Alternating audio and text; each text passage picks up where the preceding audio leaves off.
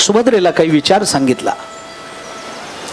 भगवान त्यावेळेला मानवी जीवनाची एक अगतिकता, मानवी जीवनाची अपरिहार्यता सुभद्रे समोर मांडतात. सुभद्रा, गेला तो गेला, मला मान्य आहे, पण आता त्याला उठवता येत नाही. असं म्हणू नका देवा, असं म्हणू नका. साहम प्रसादये कृष्ण त्वामद्य शिरसा नता, तुमच्या पायावर पडते, लोळण घेते, तुमच्या चरणावर वारंवार मस्तक टेकवते, तुम्हाला पुन्हा पुन्हा पुन्हा पुन्हा प्रार्थना करते. तुमच्या आत्याकडे कुंतीकडे बघा, तुम्ही जिला बहीण मानलंय त्या द्रौपदीकडे पहा, त्या सुद्धा तुम्हाला प्रार्थना करतायत. त्यांची प्रार्थना ऐका, आमचा अभिमन्यू परत करा देवा. भगवंताने तिला सांगितलं, असं करून चालत नाही, असं तुला करता येणार नाही, असं म्हणता येणार नाही. मग भगवंताने तिला पुष्कळ समजावलं. समजावण्यातून भगवंताने तिला विशेषतः हे समजावलं की तुझा मुलगा गेला ना सुभद्रे, तो सरळ गेला असं समजू नको, तो रणांगणावर गेलाय. आपल्या देशाचं रक्षण करताना, आपल्या अधिकाराचं रक्षण करताना तो गेलाय. त्यामुळे या जगतामध्ये यज्ञ करणाऱ्यांना जे काही फल प्राप्त होतं ते प्राप्त या रणभूमी नावाच्या वेदीवर आपल्या जीवनाचं हवीर द्रव्य ज्यांनी समर्पित केलंय त्या अभिमन्यूला तेच फल प्राप्त होणार आहे जे यज्ञ करणाऱ्यांना प्राप्त होतं. सुभद्रे, या रणांगणावर आपला देह टाकणारा जो अभिमन्यू, त्याला तेच फल प्राप्त होईल जे भगवंताची अनन्य मनानं उपासना करतात आणि भगवत चिंतनात आपला देह समर्पित करतात. त्यांना जी गती प्राप्त होते तीच गती तुझ्या मुलाला प्राप्त होणार आहे. तुझ्या मुलाच्या स्वागताकरता देवादिक उभे राहतील अशा तुझ्या मुलाचं कर्तृत्व आहे. त्या मुलाला तुझ्या जीवनामध्ये कोणतंही दुःख पुढे दिसणार नाही अशा गतीला, अशा लोकाला तुझा मुलगा प्राप्त झालाय. साधकांना, सिद्धांना मरणोत्तर जे फल प्राप्त होतं ते फल तुझ्या मुलाला मिळालं. उपासकांना जे फल प्राप्त होतं ते तुझ्या मुलाला मिळालं. याज्ञिकांना जे फल प्राप्त होतं ते तुझ्या मुलाला मिळालं. ही सगळी फलं तुझ्या मुलाला आहेत. आता रडून काय करणार आहेस तू? आतापर्यंत तुझा मुलगा होता, तो रणांगणावर युद्ध करत होता, युद्धामध्ये आपल्या नातेवाईकांना मारत होता, मारलेल्या नातेवाईकांना मृत पाहून त्याला दुःख होत होतं. म्हणजे इथे असताना जर तो दुःख भोगत होता, दुःखाचे प्रसंग त्याच्या जीवनामध्ये निर्माण होत होते, तर आता तो अशा स्थानी गेलेला आहे, अशा लोकाला प्राप्त झालेला आहे की आता त्याला तिथं दुःख नाही आहे. मग दुःख भोगणारा तुझा मुलगा आता सुख भोगण्याकरता गेलेला असेल तर का दुःख करते? आपल्या मुलाचं भावी, आपल्या मुलाची भावी अवस्था काय आहे हे बघ. भगवंतानी या उपदेशातून असं सुचवलंय, असा विचार याच्यामध्ये व्यक्त झालाय. वर्तमानात महाभारताने एके ठिकाणी असं म्हटलंय की माणसाच्या जीवनामध्ये दुःख वारंवार येण्याच्या मागे एकच कारण असतं, मनुष्य आपल्या जीवनात प्राप्त झालेल्या एका दुःखाला आयुष्यभर उगाळत बसतो. म्हणून दुःख एकदा झालेलं असतं पण आपण त्याला आयुष्यभर उगाळत बसतो, म्हणून जीवनभर दुःख भोगावं लागतं.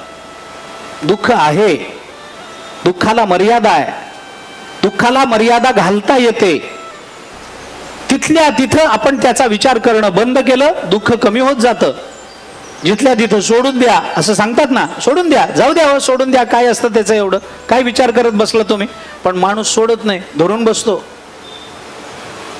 एक माणूस एकाला एकदा गाढव म्हणतो, एकदा गाढव, काय गाढव आहेस रे, याला वाटतं काय अपमान झाला, आणि मग हा आयुष्यभर, त्यावेळी तुम्ही गाढव म्हणला नाही मला, तेव्हा 4 वर्ष झाली बघा तिथं जगन्नाथपुरीला, तुम्ही म्हणला नाही मला गाढव आहेस म्हणून. पुन्हा 4 वर्षांनी माझ्या लक्षात आहे जगन्नाथपुरीचं गाढव म्हणला नव्हता तुम्ही, तो एकदा गाढव म्हणून मोकळा झालाय, हा दरवेळेला त्याचं स्मरण करून स्वतःला गाढव म्हणून घेतोय. काय दुर्दैव आहे बघा ना, विचार करा ना. अरे तो एकदा म्हणून मोकळा झाला, त्याच्या डोक्यातलंही गाढव गेलं, यांनी म्हणून घेतले आणि वारंवार उगाळत बसला. तेव्हा तुम्ही गाढव, तेव्हा म्हणला नाही, त्यावेळेला म्हणला नाही, त्यावेळेला असं झालं, तुम्ही मला गाढव, तुम्ही मला गाढव. किती वेळेला किती उगाळायचं. आणि हे गाढव म्हणणं कितीही उगाळलं तर त्याचा अर्थ शहाणा होत नाही, तो गाढवच राहणार. महाभारताने हे चिंतन केलंय. आम्हाला प्राप्त झालेल्या एका दुःखाला इतकं उगाळतो, त्याची इतकी चर्चा करतो की ते दुःख भूतकालात गेलेलं असलं तरी आम्ही त्या दुःखाचा विचाराला भूतकालात जाऊ देत नाही, त्या दुःखाला वर्तमानात जिवंत ठेवत असतो. म्हणून प्राप्त झालेल्या वर्तमानातल्या दुःखाचं निराकरण भविष्याच्या उज्ज्वल चिंतनाने करायचं असतं. हे भगवंताने सुभद्रेला दिलेल्या उपदेशातून आम्हाला सांगितलंय. दुःख झालंय पण पुढचा विचार करत राहा, म्हणजे दुःखाची तीव्रता कमी होईल. तुझ्या मुलाला ती गती प्राप्त झाली, पुढं तुझा मुलगा स्वर्गात गेला, तुझ्या मुलाला साधकांना प्राप्त झालेले फल प्राप्त झालं, सिद्धांना प्राप्त झालेलं फल प्राप्त झालं, याज्ञिकांना प्राप्त झालेलं फल प्राप्त झालं. हे सगळं भविष्य त्यांनी अशा पद्धतीनं सुभद्रेच्या समोर मांडलं की असं आहे. मी पुन्हा एकदा आपल्याला सांगतो, प्राप्त झालेलं दुःख निसर्ग नियमानं भूतकालात जात असतं, त्याला भूतकालात जाऊ द्यावं.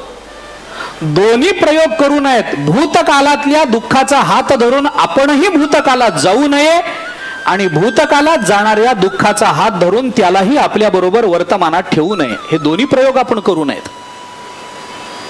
विचार करा मी काय सांगतोय, भगवंताच्या बोलण्यातून काय व्यक्त होतंय याचं चिंतन करा. निसर्ग नियम आहे, काल पुढे जाणारच आहे, काळाची गती आम्हाला कुंठित करता येणारच नाहीये. काळा बरोबर, म्हणून महाभारताने म्हटलंय शोक काले शुचो मात्वम हर्षकाले च महर्ष अतीत अनागतम हित्वा प्रत्युत्पन्नेन वर्तय. महाभारत बोलतं शोकाचा काल प्राप्त झाला, शोक करू नकोस. हर्षकालेच महर्ष, आनंदाचा काल प्राप्त झाला, फार उन्मत्त होऊ नकोस. मग काय कर, अतीत अनागतम हित्वा, सोडून दे, मागचं पुढचं सोडून दे. प्रत्युत्पन्नेन वर्तय, वर्तमानात जगायचा प्रयत्न कर. महाभारत बोलतो जे दुःख आमच्या जीवनात प्राप्त झालं ते कालाच्या ओघामध्ये हळूहळू मागे पडणारच आहे, त्याला मागे जाऊ द्या, त्याची गती त्याला प्राप्त होऊ द्या, त्या दुःखाला जाऊ द्या, त्या प्रसंगाला मागे जाऊ द्या. त्याचा हात धरून त्याला आपल्या बरोबर वर्तमानात ठेवू नका. नाही तर त्याचा हात धरून आपण भूतकालात जाऊ नका, आपण वर्तमानात राहा. भूतकालाला जाऊ द्या आणि भूतकालाला अधिक वेगानं, भूतकालात आमच्या जीवनात प्राप्त झालेल्या दुःखाला अधिक वेगानं भूतकालात जाऊ द्यायचं असेल तर वर्तमानाच्या आधारानं भविष्यातल्या परिणामाचं चिंतन अधिक करा. भगवंताच्या बोलण्याचा हे सूत्र सांगतो, फक्त मानसशास्त्रीय प्रक्रिया त्याच्या मागची सांगतो तेवढी ऐका. सुभद्रेच्या निमित्तानं हा विचार प्रकट झाला. सुभद्रेच्या जीवनात आणखीन एक प्रसंग येतो, तो सुभद्रेच्या नातवाच्या रूपानं येतो. तिथेही सुभद्रेला शोक आहे. तोही प्रसंग शोक निर्माण करणारा आहे. काय झालं, सुभद्रेचा नातू म्हणजे अभिमन्यूचा मुलगा म्हणजे परीक्षिती राजा, त्याच्या संबंधातला हा विचार आहे. अश्वत्थाम्याने ब्रह्मास्त्र सोडलं. भागवतातून घेतो, महाभारतात येतो. अश्वत्थाम्याने ब्रह्मास्त्र सोडलं, पांडवांना मारण्याकरता सोडलं. ब्रह्मास्त्राला प्रतिअस्त्र नाही. ब्रह्मास्त्राला प्रतिअस्त्र नसल्यामुळे त्या अस्त्राला एकच उपाय आहे, तो म्हणजे अस्त्र येताना हात जोडून नतमस्तक होणे, एवढाच उपाय आहे. जो हात जोडतो, नतमस्तक होतो, त्याच्यावर ब्रह्मास्त्राचा परिणाम होत नाही. जो ब्रह्मास्त्राला विरोध करण्याचा प्रयत्न करतो, ब्रह्मास्त्र त्याचा नाश करतं. अश्वत्थाम्याने पांडवांवर ब्रह्मास्त्र सोडलं. भगवंताच्या लक्षात आलं. भगवंताने सगळ्यांना सांगितलं, बघा ब्रह्मास्त्र येत आहे, ब्रह्मास्त्राला प्रतिअस्त्र नाही. सगळ्यांना एकच सांगतो, हात जोडा, ब्रह्मास्त्रासमोर नतमस्तक व्हा, ब्रह्मास्त्राला नमस्कार करा, जीव वाचेल तुमचा. सगळ्यांना सांगितलं. भीमा तुला विशेष सांगतो, वाकायचं तुला माहित नाही, छाती काढून पुढे जाशील, मरशील, हात जोडून नतमस्तक हो. सगळे नतमस्तक झाले. त्यावेळेला उत्तरेच्या गर्भामध्ये परीक्षिती, पोटामध्ये परीक्षितीचा गर्भ होता. उत्तरा विचार करते की आपण हात जोडू शकू, आपण नतमस्तक होऊ शकू, पण पोटातल्या त्या गर्भाला, त्या अर्भकाला कसं कळेल की आपण हात जोडायचे असतात, आपण नतमस्तक व्हायचं असतं? कसं कळेल? कळणार नाही. बाहेरून आपल्याला काही करता येणार नाही. आणि ब्रह्मास्त्र जेव्हा येईल तेव्हा ब्रह्मास्त्र पांडवांच्या निराकरणाकरता सोडलेलं असल्यामुळे पांडवांच्या कुटुंबातला वृद्ध कोण आहे, बाल कोण आहे, हा विचार ब्रह्मास्त्र करणार नाही. मग लहान परीक्षितीला सुद्धा ते ब्रह्मास्त्र मारून टाकेल. बाकीचे जिवंत राहतील आणि परीक्षिती मरेल.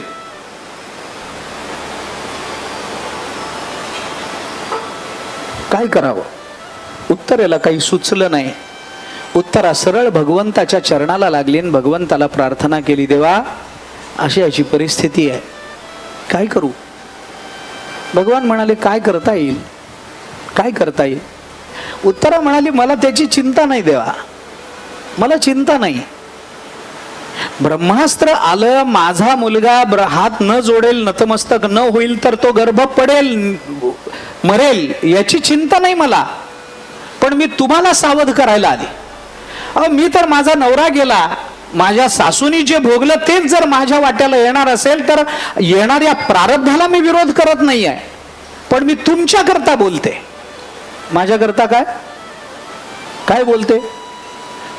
उत्तरा म्हणाली, देवा माझा मुलगा जर आत्ता गर्भात मेला, मला वाईट वाटेल, पण लोक नंतर याची भविष्यात चिंता करत राहतील, याचं चिंतन करत राहतील, हा बोल लावत राहतील की ज्या पांडवांचे पाठीराखे भगवान श्रीकृष्ण होते, त्या श्रीकृष्णांना पांडवांचा वंश सांभाळता आला नाही. हा दोषारोप तुमच्यावर येईल, आमचं काही नाही. बघा तुम्हाला काय करायचं. भगवान म्हणाले, बरोबर आहे, मग काय करायचंय करा, प्राण वाचवा परीक्षितीचा. भगवान म्हणाले, कसा वाचू? मला काय माहिती, तुम्ही वाचवा. भगवान म्हणाले, उत्तरे तुला माझा स्वभाव माहिती ना, मला काहीतरी दिल्याशिवाय मी काम करत नाही. घेसी तेव्हा देसी ऐसा अससी उदार, काय रोधू देवा तुमचे कृपणाचे द्वार. नामदेवराय वर्णन करतात, काहीतरी दिल्याशिवाय मी काम करत नाही. भगवंताचा नियम आहे. तपेवीण दैवत दिधल्या विण प्राप्त, गुजे विण हित कोण सांगे. काहीतरी मला द्यावं लागतं तर मी काम करतो. देवाचा नियम आहे. आणि देवाचे हे अनेक वंशज नंतर सरकारी कार्यालयात लागले.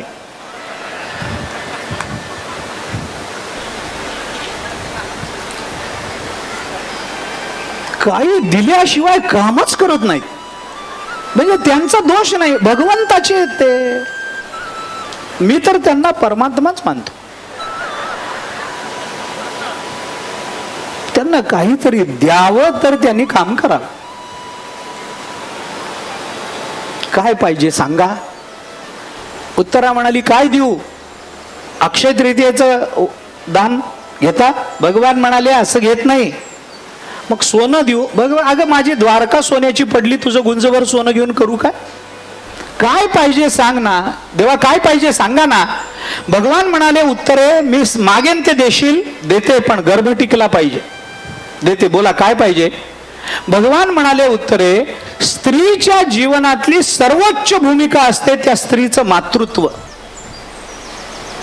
तिच्या जीवनाच्या सुखाची परमसीमा म्हणजे मातृत्व आहे.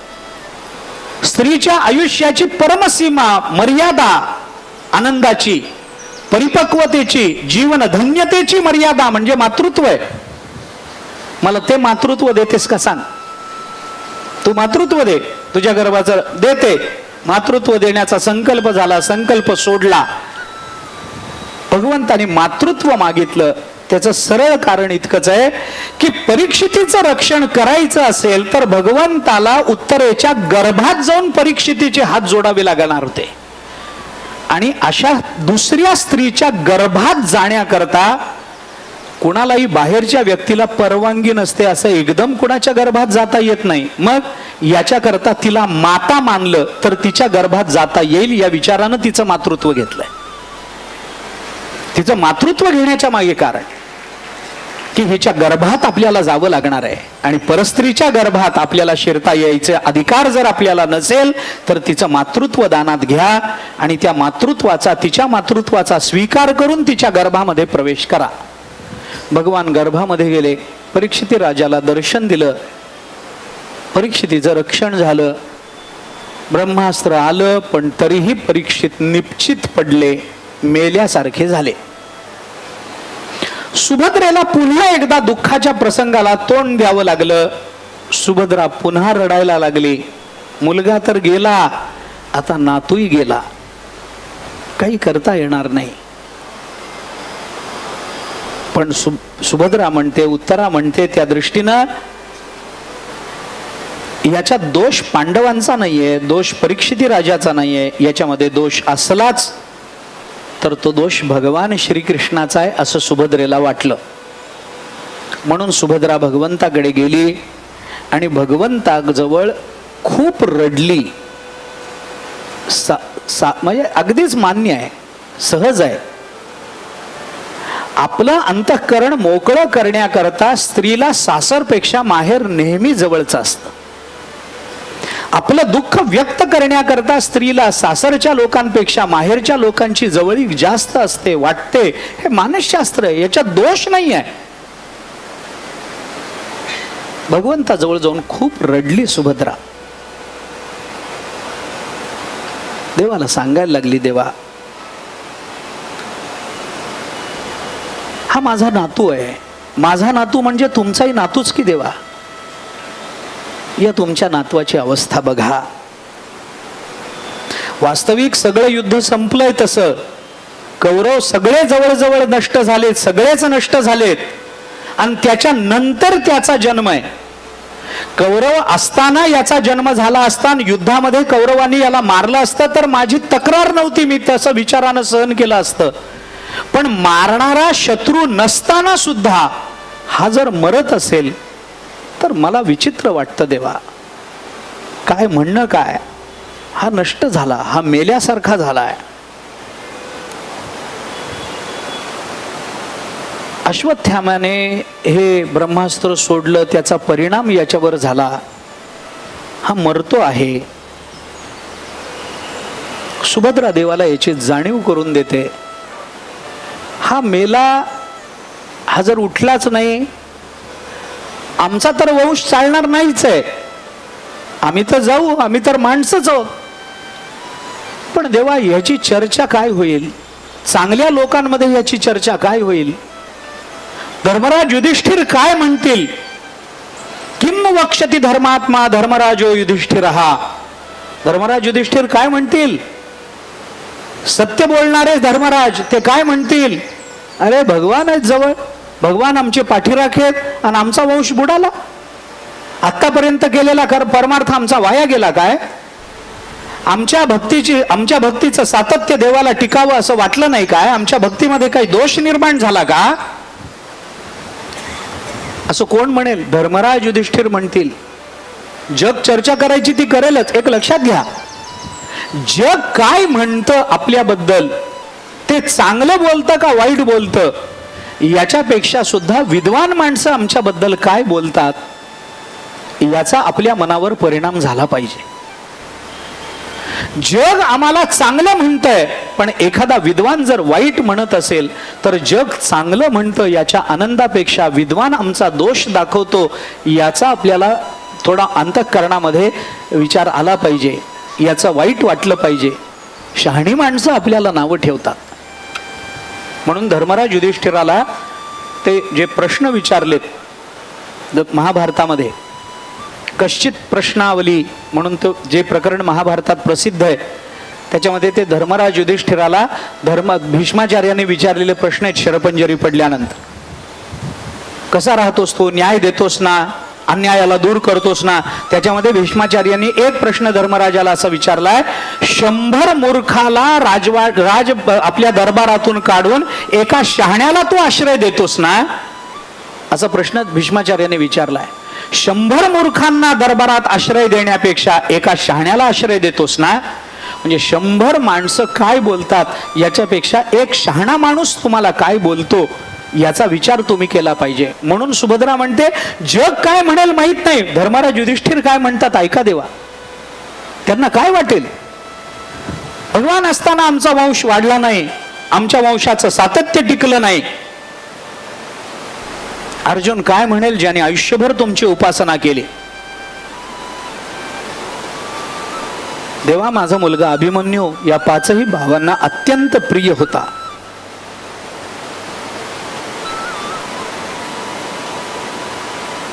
तो गेला, तो युद्धात गेला हे आम्हाला समजतं. याला मरण्याला काय कारण आहे? काय तुमच्याबद्दलची प्रतिमा निर्माण होईल जगामध्ये?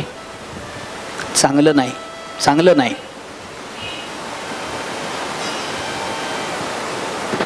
सुभद्रा वारंवार भगवंताला सांगते आणि त्या रागाच्या भरात, मगाशी जे म्हटलं ना, अत्यंत मार्दव असणं हे हा स्त्रीचा स्वभाव असेल तर त्याचं दुसरं टोक रणरागिणीचं. आणि ती टोकाची भाषा सुभद्रेने भगवंताबद्दल उच्चारली. सगळ्याच वेळेला देवा, माझा अभिमन्यू गेला त्यावेळेला मी म्हणालो तुमची इच्छा म्हणून ती पूर्ण झाली. दर वेळेला तुमचीच इच्छा पूर्ण व्हावी असं नियम आहे काय? आज मी तुम्हाला सांगते, माझा वंश टिकला पाहिजे. माझा मुलगा गेला पण त्याचा मुलगा जिवंत होता पोटामध्ये, मी काही बोलले नाही. तुमची इच्छा पूर्ण झाली पाहिजे म्हटलं मी. पण आता मी तुम्हाला सांगते ऐका, जर माझा नातू जिवंत झाला नाही, धमकी आहे बरं बाईने दिलेली, भगवंताला धमकी दिली, जर माझा नातू जिवंत झाला नाही तर देवा याच्या पुढे मग तुम्ही अदन मी आहे, बघून घे. भगवंताला नमावं लागलं. प्राण गेलेल्या परीक्षिती राजाला जिवंत करावं लागलं. आणि त्या अश्वत्थाम्याला बोलताना भगवान त्याच्या समोर जाऊन म्हणाले, तुला असं वाटलं काय की तू ब्रह्मास्त्र सोडलंस म्हणजे अंतिम अस्त्र सोडलंस आणि याच्याने सगळे पांडव परास्त होतील आणि मरून जातील असं तुला वाटलं? वेडायस तू, तुला कळत नाही. अकामम त्वाम करिष्यामी ब्रह्मबंधो नराधम. अश्वत्थाम्याला बोलले भगवान, हे ब्रह्मबंधू नराधम, तू नराधम आहेस, तुझी इच्छा मी पूर्ण होऊ देणार नाही. अकामम त्वाम करिष्यामी, तुझ्या अंतःकरणामध्ये जो काम आहे, जी इच्छा आहे ती मी अकाम करीन, ती इच्छा मी पूर्ण होऊ देणार नाही. अहम संजीवश्यामी किरीटी तनयात्मजम. अरे या अर्जुनाच्या पौत्राला मी जिवंत केल्याशिवाय राहणार नाही. मग सुभद्रेने भगवंताचं वर्णन केलं. हा, हे असं बोललात बरं झालं देवा. आता कसं माझे भाऊ शोभला, आता माझा भाऊ वाटता तुम्ही, हे बरं बोललात तुम्ही. आता जिवंत करतो म्हणालात ना, तुमच्या मुखातून भाषा बाहेर आली ना. मग सुभद्रा देवाला म्हणाली, प्रभावज्ञास्मिते कृष्ण तस्मात् त्वाम याचाम्यहम. देवा, तुमचा प्रभाव, तुमचं सामर्थ्य, तुमची शक्ती मला माहिती आहे, त्यामुळे मी तुम्हाला याचना करते. तस्मात् त्वाम, म्हणून मी तुमची याचयाम्यहम, मी तुमची याचना करते देवा की याला जिवंत करा, जिवंत करा. का? कुरुष्व पांडुपुत्राणाम इमं परमम अनुग्रहम. म्हणून याला जिवंत करा आणि आमच्या पांडवांवर आपण अनुग्रह करा. असं समजा, पांडव माझे भक्त आहेत, हे तुमचं नातं बाजूला ठेवा, पण मी माझ्या बहिणीच्या नातवाला जिवंत करतो. या आत्मीयतेने, या आत्मत्व संबंधाने तुम्ही माझ्या नातवाला जिवंत करा. सुभद्रा वारंवार वारंवार देवाला प्रार्थना करते आणि त्या प्रार्थनेमुळे भगवंताला परीक्षिती राजाला जिवंत करावं लागलं असा प्रसंग महाभारतात सुभद्रेच्या जीवनचरित्रामध्ये येतो. या दोन्ही प्रसंगाचा विचार करताना, त्या सगळ्याचा परामर्श घेताना थोडा संकोच करून याची समाप्ती करतो या चरित्र कथेची, की सुभद्रेच्या जीवनात दोन प्रसंग आले. दोन्ही प्रसंगामध्ये एकदा मुलगा गेलाय, एकदा नातू गेलाय. पण मुलगा गेला त्याच्याही प्रार्थनेकरता सुभद्रेने भगवंताचे पाय धरले होते की त्याला जिवंत करा, आणि नातवाला जिवंत करण्याकरता सुद्धा सुभद्रा भगवंताच्या पाया पडते. दोन गोष्टी याच्यात लक्षात घ्या. तसं जर बघितलं तर सुभद्रेचा पती कमी सामर्थ्य संपन्न नाही आहे. अर्जुनाकडे जाऊन काही करावं मला माहित नाही, एवढं झालंच पाहिजे. एखादी बायको नवऱ्याला असा हट्ट करू शकते, काही करा मला माहित नाही, मला हे पाहिजे म्हणजे पाहिजे, पैसे नाहीत कुठूनही आणा, अगं व्याज फार लागतं, किती लागू द्या, तेवढे आपल्याकडे पैसे नाहीत, वाटेल ते करा, घर विका, जमीन विका, प्रॉपर्टी विका, मला हे पाहिजे. अर्जुन कमी सामर्थ्य संपन्न नव्हता. उत्तरा ज्या वेळेला भगवंताच्या चरणाला लागली, उत्तरेचे पाचही सासरे जिवंत आहेत, ते सगळे कर्तृत्व संपन्न आहेत, पण उत्तरा कुणाच्याही चरणाला लागली नाही. कुंती कुणालाही प्रार्थना करत नाही. द्रौपदीची पाचही मुलं अश्वत्थाम्याने मारली, त्यावेळेला जेव्हा अश्वत्थाम्याला भगवंतानी पकडून आणलं, त्यावेळेला द्रौपदीने दुसऱ्या कुणाला प्रार्थना केली नाही. भगवंताला सांगितलं सोडून द्या याला, मुच्यताम मुच्यतामेश ब्राह्मणो नितराम गुरुहु, नको याला मारू नका. मा रोदिदस्य जननी गौतमी पती देवता यथामृतवत्सारता रोदिम्य श्रमुखे मो. भागवतामध्ये द्रौपदी हे भगवंताची बोलली आहे. मा रोदिदस्य जननी गौतमी पती देवता यथा अहमृतवत्सारता रोदिम्य श्रमुखे मुहुहु. नको देवा, मुच्यताम मुच्यतामेश, याला सोडून द्या, याला सोडून द्या. भगवंताला प्रार्थना आहे. द्रौपदी भगवंताला प्रार्थना करते आपली मुलं मेली तर. कुंती भगवंताला प्रार्थना करते भाचा असला तरी. सुभद्रा भगवंताला प्रार्थना करते बहीण आहे म्हणून. उत्तरा भगवंताला प्रार्थना करते पाचही सासरे जिवंत असताना. या सगळ्या स्त्रियांनी आपल्याला हे दाखवून दिलंय की आपल्या जीवनात शरणागतीचा एकच मार्ग असतो, तो म्हणजे भगवान श्रीकृष्ण. इतरांना शरण जाण्यात तात्पर्य नाही, भले ते सामर्थ्य संपन्न असतील, पण शरणागतीचं स्थान एक आहे. जो मज होय अनन्य शरण, त्याचे निवारी मी जन्म मरण, शरणागता शरण्य मीच एक.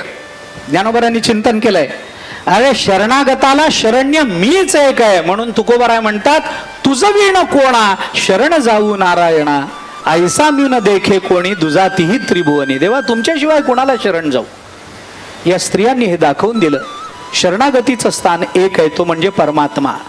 मग परमात्म्याला नातेवाईक म्हणून शरण जा, परमात्म्याला भाऊ म्हणून शरण जा, परमात्म्याला गुरु म्हणून शरण जा, परमात्म्याला आणखीन कोणत्या भावनेने शरण जायचंय तर जा. पण सुभद्रा शरण गेली ती फक्त परमात्म्यालाच शरण गेली, भगवंतालाच शरण गेली.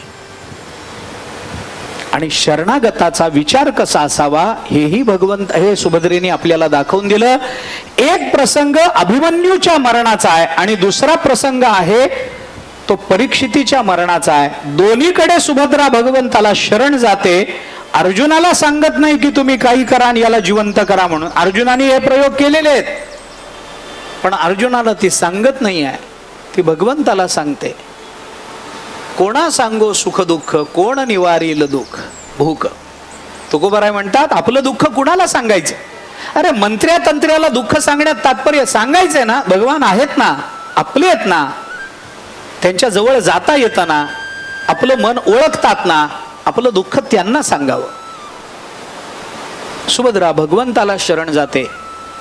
अभिमन्यू मेला त्यालाही जिवंत करा म्हणते, पण भगवान जर नाही म्हणत असतील तर अट्टहास करत नाही. पण परीक्षिती राजा मेला तेव्हा त्याला जिवंत करण्याचा मात्र सुभद्रेने अट्टहास धरलेला आहे. लक्षात घ्या, अभिमन्यू रणांगणावर गेला, त्याला वीरगती प्राप्त झाली, त्याची गती पुढची चांगली आहे. भगवंताने समजावून सांगितल्यानंतर सुभद्रा त्याला प्रतिवाद करत नाहीये, मान्य करते. ठीक आहे, नाही करायचं जिवंत, असू देत, मुलगा गेला, माझा गेला, संपला आमचा ऋणानुबंध, इतकाच होता, संपला आमचं. तो माझा मुलगा 26 वर्षापर्यंत होता, 26 वर्ष राहिला, संपलं. महाभारताने म्हटलंय, यथा काष्ठमच काष्ठमच समेयाताम महोदधौ व्यपेत्य तु समेयाताम तद्वद भूत समागमः. यथा काष्ठमच काष्ठमच, माडगुळकरांच्या भाषेत बोलायचं झालं तर 2 ओंडक्यांची होते सागरात भेट, त्याचाच अनुवाद, या श्लोकाचा अनुवाद आहे. यथा काष्ठमच काष्ठमच समेयाताम महोदधौ समुद्र व्यपेत्य तु समेयाताम तद्वद भूत समागमः. त्या पद्धतीनं भूतमात्रांचा समागम या जगतामध्ये होत असतो.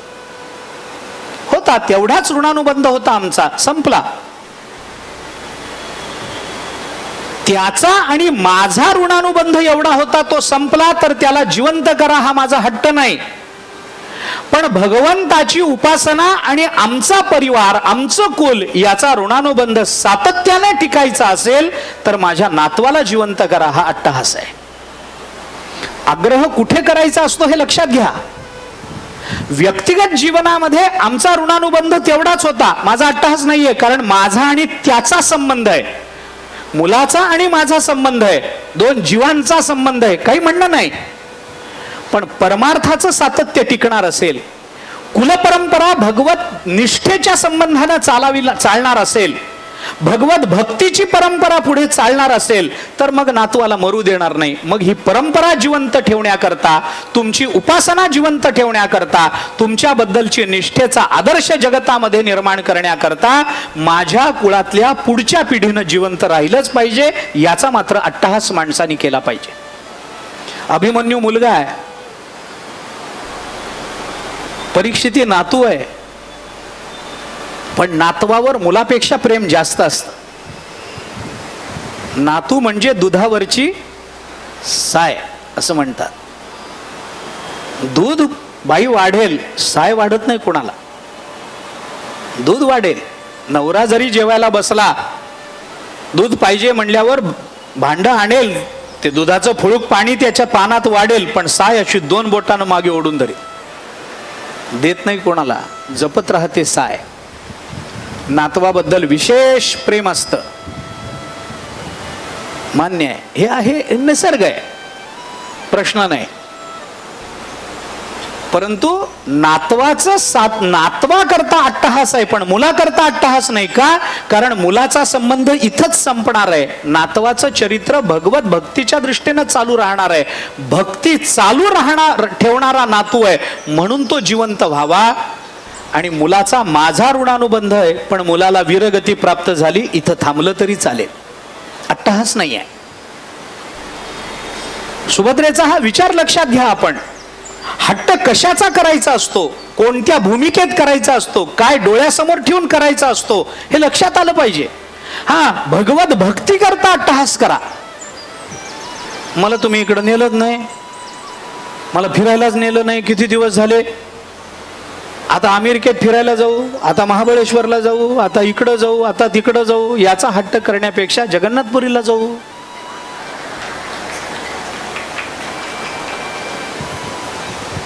आता झालं की आता कुठे जायचंय? जय श्रीराम. आता जरा व्यावसायिक कथा वाटली का नाही?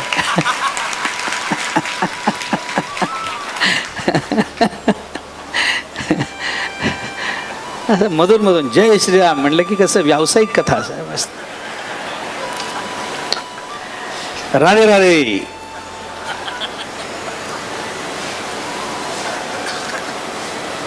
कशाचा अट्टहास करावा?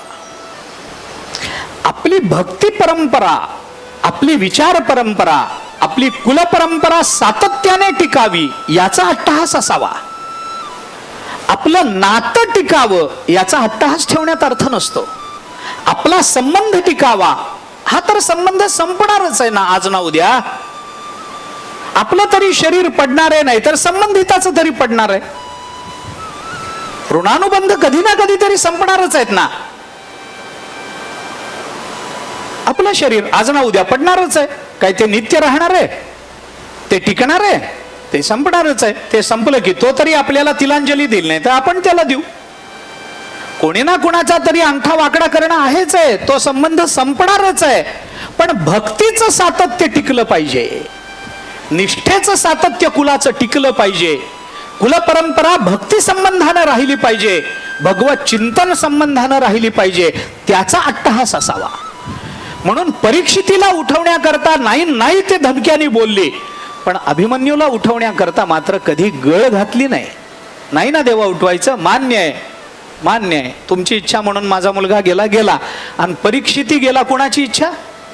देवाचीच ना. अभिमन्यू मेला जर देवाची इच्छा, तर परीक्षिती मेला कोणाची इच्छा? देवाचीच. पण त्यावेळेला देवाच्या इच्छेला तिने प्राधान्य दिलं नाही. का नाही दिलं? कारण भगवत भक्तीची परंपरा खंडित होणार होती म्हणून. भगवत भक्ती खंडित नाही झाली पाहिजे आपल्या कुळातली. आपण भक्त आहोत, मुलांनी भक्त असलं पाहिजे, नातवानी भक्त झालं पाहिजे, पणतवानी भक्त झालं पाहिजे. आपली जबाबदारी आहे, आपली जबाबदारी आहे. म्हणून लहानपणी नातवाला मांडीवर बसून हरिपाठ म्हणा, पसायदान म्हणत जावं, गीतेचे अध्याय म्हणत जावेत, त्याला मागून म्हणायला लावावं. तोडकं मोडकं का असेना, पण शिकवत राहावं. परंपरा चालू राहते, त्याचा अट्टहास असावा. हे सुभद्रेने आपल्याला शिकवलं. त्याचा विचार आपल्या जीवनामध्ये आपण केला पाहिजे. हे सुभद्रा नंतर द्वारकेला जाऊन राहिली. सुभद्रा तिचं पुढे काय होत राहिलं, काय भगवत इच्छेनं जे होत राहिलं ते होत राहिलं. ती पुढे भगवंताबरोबर द्वारकेला गेल्याचं वर्णन महाभारताने केलंय. ही सुभद्रा नंतर पांडवांबरोबर तिला जाण्याची इच्छा आहे स्वर्गारोहणाला, पण गेली नाही. द्रौपदी गेली, सुभद्रा गेली नाही, द्रौपदी गेली. त्याचं कारण हे आहे की सुभद्रा भगवंताच्या इच्छेवर जीवन जगती आहे. भगवंताच्या इच्छेने, ती पतीच्या इच्छेने जगत नाही आहे, ती भगवत इच्छेने जगते. याचा अर्थ पतीवरती प्रेम करत नाही असा होत नाही, पण जीवनाच्या आपल्या जीवनरथाची सूत्र, जसं या युद्धामध्ये अर्जुनाने आपल्या रथाची सूत्र भगवंताच्या हातामध्ये दिली होती, त्या नवऱ्याचं अनुकरण करणारी ती सुभद्रा आपल्या जीवनरथाची सूत्र भगवंताच्या हातात देऊन मोकळी झाली आहे. भगवंताच्या इच्छेने जे व्हायचंय ते होईल या विचारानं सुभद्रा राहिली. त्या सुभद्रेला द्वारकेत आल्यानंतर काही ऋषींच्या समक्ष संजयाने त्या ऋषींना सुभद्रेचा परिचय करून दिला. संजय म्हणतात, ऋषींनो, हिच्याकडे बघा, भगवत भक्ती शिकवणारी ही आहे, ही भगवंताची बहीण आहे. परिचय करून दिला. गांधारीने परिचय करून दिला व्यासांना. आणि ज्या वेळेला हे सगळे पांडव स्वर्गारोहणाला निघाले, शेवट सगळे पांडव जेव्हा स्वर्गारोहणाला निघाले, त्यावेळेला धर्मराज युधिष्ठिराने सुभद्रेच्या समोर येऊन सुभद्रेला सांगितलं, सुभद्रे, आता आम्ही स्वर्गारोहणाला चाललो, तुझा पतीही आमच्या बरोबर आहे, तुझा पती आमच्या बरोबर आहे. एखादी म्हणाली असती ते बरोबर आहे तर मी पण येते. सुभद्रा म्हणाली नाही तसं, मी तुमच्या बरोबर स्वर्गाला येते म्हणाली नाही. धर्मराज युधिष्ठिराने सुभद्रेला सांगितलं, आम्ही स्वर्गारोहणाला चाललो, यापुढे या परीक्षितीची आणि परीक्षितीला ज्या राज्यावर बसवलंय त्या आपल्या राज्याची जबाबदारी तू पार पाडायची आहेस. आणि सगळं राज्य नंतरच्या काळामध्ये सुभद्रेने सांभाळलं. सुभद्रेचा विचार त्याच्या मागे इतकाच आहे की आपण पांडवांबरोबर आपल्या नवऱ्याबरोबर जाऊ, कदाचित आपल्याला मोक्ष मिळेल, पण मोक्ष आपल्याला व्यक्तिगत मिळेल. व्यक्तिगत समाधानापेक्षा राज्याचं समाधान सुभद्रेला जास्त मोठं वाटतं. आणि व्यक्तिगत समाधानाचा परित्याग करून राज्याला सुख मिळावं याच्याकरता परीक्षितीला मार्गदर्शन करत सुभद्रा नंतरच्या काळात राज्य करत राहिली, असं महाभारताने सुभद्रेचं वर्णन केलंय. या वर्णनाचा विचार आपण करा. सुभद्रेच्या स्वभाव वैशिष्ट्यांचा विचार आपण करा. तिच्या अंतःकरणाचं मार्दव आपण पहा. प्रतिकूलतेला अनुकूलता समजण्याच्या विचाराच्या शैलीचा विचार आपण करा. सुभद्रा ज्या पद्धतीनं दुःखाला मागे सोडून देते त्या दुःखाच्या सोडून देण्याच्या विचार प्रक्रियेचा विचार आपण करा आणि जीवन धन्यतेचा विचार सुभद्रेला आदर्श मानून आपण करत राहिलो तर सुभद्रा आपल्याला काय काय शिकवते याचं चिंतन आपल्याला करता येईल. ते चिंतन करून आपल्याला विचारपूर्वक जीवन जगण्याचं सामर्थ्य भगवंतानी द्यावं असं सुभद्रेच्या चरित्र कथनाच्या सांगतेच्या प्रसंगामध्ये भगवंताला प्रार्थना करू आणि सुभद्रेचं चरित्र इथे संपवू. भगवान श्रीकृष्णांचं चरित्राला आपल्याला आरंभ करायचा आहे पण तो उद्याला करू. त्या चरित्राकरता आपल्याला उद्या आणि परवा 2 दिवस हातात आहेत. आपल्याला 2 वर्ष हातात राहिली असती तरी कमी वाटलं असतं असं भगवान श्रीकृष्णांचं चरित्र आहे. ते 2 दिवसात संपवणं अवघड आहे पण ज्या काही विशिष्ट भूमिकांमधून भगवान श्रीकृष्णांचं काही स्वतंत्र दर्शन आपल्याला घडण्याची शक्यता आहे त्या घटनांचा थोडासा विचार मला आपल्यासमोर करायचा आहे. भगवंताच्या मुखातून जी वचनं बाहेर पडली त्या वचनातून भगवंताचा विचार मला थोडासा आपल्यासमोर करायचा आहे. तो विचार उद्याला आपण प्रारंभ करणार आहोत. उद्या आणि परवा या 2 सत्रांमध्ये भगवान श्रीकृष्णांच्या चरित्राचा विचार करून परवाच्या दिवशी सकाळी आपल्याला या चरित्र कथेच्या ह्याची सांगता करायची आहे. या जगन्नाथपुरीतल्या या आपल्या कार्यक्रमाची सांगता आपल्याला करायची आहे पण परवाच्या दिवशी सकाळी उद्याचा दिवस आणि परवाचा काही काळ आपल्या हातात आहे तो कृष्ण चरित्रामध्ये आपल्याला व्यतीत करायचा आहे. तो भाग उद्याला. आत्तापर्यंत आता इथे आपण थांबू. भजन होईल, काही सूचना दिल्या जातील, त्यानंतर आरती होईल. आरतीनंतर आपण आपली जागा सोडायची आहे हे आपण ध्यानात घ्या. आज अक्षय तृतीया आहे. अक्षय तृतीयेचं एक महत्त्व आपल्या भारतीय संस्कृतीमध्ये वेगळं आहे. या तृतीयेला दिलेलं दान अक्षय रूपामध्ये राहतं. या तृतीयेला मिळवलेलं ज्ञान अक्षय रूपामध्ये राहतं. या तिथीला केलेली भक्ती अक्षय रूपामध्ये आपल्या जीवनामध्ये राहते. या आजच्या अक्षय तृतीयेला या तृतीयेच्या दिवशी जी काही साधना जे काही पारमार्थिक कर्म आपण करू ते अक्षय रूपामध्ये आपल्याला प्राप्त होतं असे धर्मशास्त्रांनी संकेत दिलेले आहेत. पण या सगळ्या पलीकडे जाऊन या तृतीयेचं महत्त्व जरी सांगितलेलं असलं तरी माझ्यासारख्या एखाद्या साधकाला भगवत भक्ताला किंवा ज्यांच्या कुळामध्ये मी जन्माला आलो त्यांचा विचार केला तर अक्षय तृतीया ही पूज्य तीर्थस्वरूप महाराजांची जन्मतिथी आहे. माझ्या आजोबांची ही जन्मतिथी आहे. आज जर आजोबा असते तर ते 120 वर्षाचे राहिले असते. 120वी जयंती माझ्या आजोबांची आज आपण जगन्नाथपुरी क्षेत्रामध्ये साजरी करतो. त्यांची जयंती आहे हा माझ्या दृष्टीने अक्षय तृतीयेचा एक अक्षय मुहूर्त आहे. त्या तिथीवर म्हणून ते अक्षय तृतीयेला जन्माला आले आणि म्हणून त्यांनी केलेलं कामही अक्षयच राहिलेलं आहे. त्यांचं हरिपाठ विवरण हे अक्षय रूपामध्ये राहणार आहे. जोपर्यंत या महाराष्ट्रामध्ये कीर्तन करत राहतील तोपर्यंत हरिपाठ विवरण हे अक्षय रूपामध्ये या महाराष्ट्रामध्ये राहील.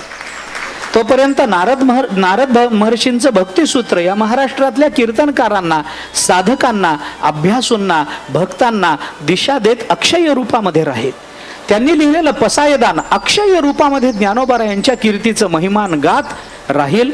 नाथ महाराजांच्या हरिपाठावर त्यांनी केलेलं भाष्य हे अक्षय रूपामध्ये राहील असा आम्हाला विश्वास वाटतो आणि म्हणूनच त्या निमित्ताने का होईना पण त्यांचं नावही अक्षय रूपामध्ये राहील असाही विश्वास आम्हाला वाटतो. किंबहुना ते नाव अक्षय रूपामध्ये राहावं याच्याकरताच आम्ही आमच्या जीवनाच्या समर्पणाकरता कटिबद्ध आहोत. माझं जीवन हे त्यांच्या नावाकरता आहे. माझ्या जीवनातला प्रत्येक क्षण हा त्यांच्या नावाकरता आहे. म्हणून त्यांच्या नावाच्या अक्षयतेकरता आमच्या जीवनाचं समर्पण आम्ही त्यांच्या नावाने कधीच केलेलं आहे. जोपर्यंत आम्ही आहोत तोपर्यंत त्यांच्या नावानेच आम्ही जगत राहू, त्यांच्या नावाच्या आश्रयानेच आम्ही जगत राहू. इतकं मोठं काम महाराजांनी केलंय. आज त्यांची जन्मतिथी आहे. त्यांच्या स्मरणाने आम्हाला भावविवल व्हायला होतं आहे पण तरीही त्यांचा पौत्र म्हणून का होईना, त्यांची संतती म्हणून का होईना आम्हाला जन्म भगवंतानी दिला याच्यामध्ये आम्हाला स्वतःला कृतकृत्यता वाटते. आमच्या जीवनामध्ये आमची धन्यता. आम्हाला गीता कळाली नाही, आम्हाला ज्ञानेश्वरी कळाली नाही याचं दुःख जेवढं आहे तेवढंच आम्ही धुंडा महाराजांच्या कुळात, गुंडा महाराजांच्या कुळात जन्माला आलो याचा आनंदही आहे आम्हाला. त्याच्यातही धन्यता वाटते. त्याच्यातही आमचं जीवन परिपूर्ण झालं, व्यापक झालं असं आम्हाला आमच्या रूपानं वाटत राहतं. ते खरं आहे का नाही आम्हाला माहिती नाही, पण त्यांच्या चरणाप्रती असणारी आमची भावस्निग्धता, त्यांच्याबद्दल आमच्या भावना अशाच अभिव्यक्त करायला आम्हाला भाग पाडते आहे. म्हणून थोडंसं बोललो.